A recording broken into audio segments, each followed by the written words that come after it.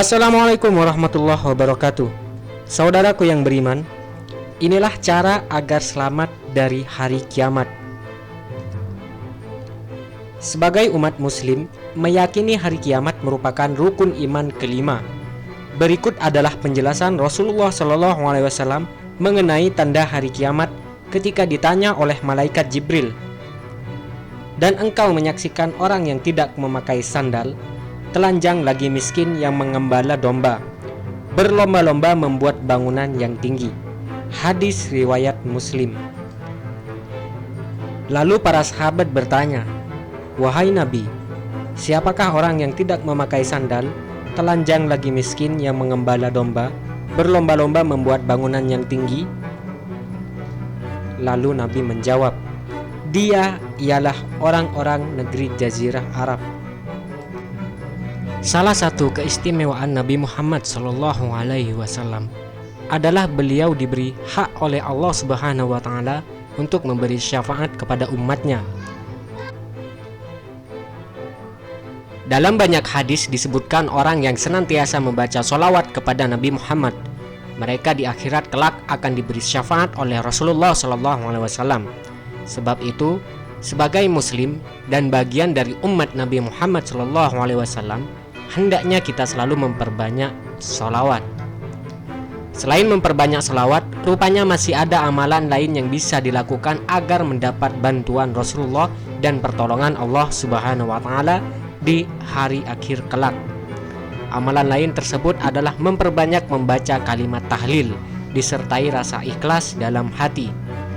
Dalam hadis riwayat Abu Hurairah yang dicantumkan oleh Imam Al-Bukhari dalam kitab Sahih Al-Bukhari, dikisahkan ada orang bertanya kepada Rasulullah tentang siapa yang berhak mendapat syafaat Rasulullah di akhirat kelak.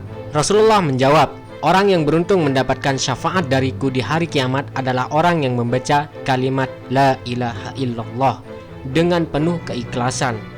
Hadis riwayat Al-Bukhari. Karenanya marilah kita memperbanyak membaca kalimat tahlil agar di akhirat kelak mendapat syafaat dari Rasulullah. Seorang muslim agar mendapat keselamatan insya Allah di dalam agama, dunia dan akhirat haruslah memegang teguh beberapa prinsip ini. Pertama, pegang teguh teladan salaf syalihin, baik itu thariqahnya, akhlaknya, amal solehnya. Pegang teguh dan kuat mantap. Walaupun kamu sampai sulit dan kere, sangat miskin, tetaplah teguh memegang teladan salaf salihin. Gigit kuat dengan gerahammu, jangan dilepas jika kamu ingin selamat dan dapat ridhonya. Kedua, jadikanlah keimanan sebagai imam, bukan akal yang menjadi ujung tombaknya. Hati-hati, di akhir zaman ini akan ada sudah banyak muncul paham dan orang-orang yang lebih mengedepankan akal rasio logika dibandingkan imannya.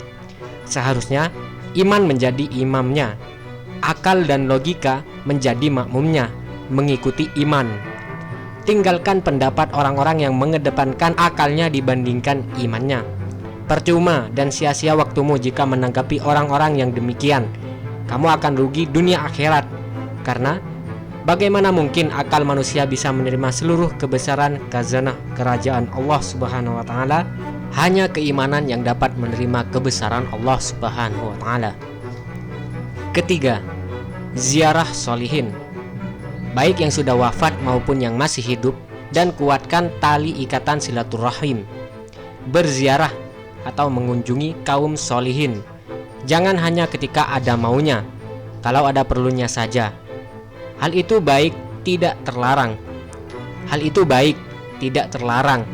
Tetapi kurang kemanfaatannya untuk jangka panjang, hanya untuk kebutuhan manfaat sesaat belaka. Sungguh sangat disayangkan, tetapi alangkah baiknya kita berziarah solihin karena mahabbah illa mahbub, kecintaan kepada yang dicintai. Kalau hal ini dijalin dengan baik, maka ia akan mendapat limpahan madad atau pertolongan, sir asrar, rahasia, dan jah dari ziarahnya. Dan sering silaturahmi itu menimbulkan kecintaan dan keridhaan Allah kepada orang yang menjalin hubungan silaturahmi, sehingga rahmat dan berkah serta maghfirah Allah Subhanahu wa Ta'ala terlimpah kepadanya. terjauh dari bala, musibah, penyakit, dan diberi kelancaran rezeki, insya Allah. Keempat, jangan suka membeda-bedakan. Ini penyakit yang timbul dan tumbuh di akhir zaman ini. Jangan beda-bedakan itu suku apa, kabilah apa, bangsa apa, partainya apa, thariqahnya apa, mazhabnya apa, dan lain sebagainya. Itu urusan Allah. Kita ini manusia, hambanya, makhluk ciptaannya. Jangan suka usil ikut campur urusan Allah Subhanahu wa ta'ala. Makanya sekarang berbagai macam bala, musibah bertubi-tubi datang. Karena itu ulah manusia itu sendiri yang suka sok tahu, sok jago, sok suci, sok pintar, bukan kembali kepada Allah dan Rasulnya, malah ikut campur urusan Allah Subhanahu wa ta'ala. Allah yang maha kuasa dan maha bijaksana, lagi maha berkehendak. Allah Subhanahu wa ta'ala yang akan menghukumi, menentukan secara mutlak kelak di pengadilan ilahi yang maha adil bagi seluruh makhluknya. Segala sesuatu misal pengadilan itu semua adalah bentuk ikhtiar manusia belaka di muka bumi ini secara syariat. Ketentuan mutlak benar dan salah adalah di tangan Allah di hari kemudian. Keyakinan dan keimanan ini harus ditanam kuat dan kokoh di lubuk sanubari keimanan kita. Kelima, jangan tinggal tiap hari membaca Al-Quran, sholawat kepada Rasulullah SAW, taat kepada guru, syekh, mursyid, dan birrul walidain, berbakti kepada orang tua. Jadikan hal ini semua auratmu. Jangan tinggalkan hal tersebut. Membaca Al-Quran walau 1 ayat setiap harinya. Memperbanyak membaca sholawat kepada baginda Nabi besar Muhammad SAW.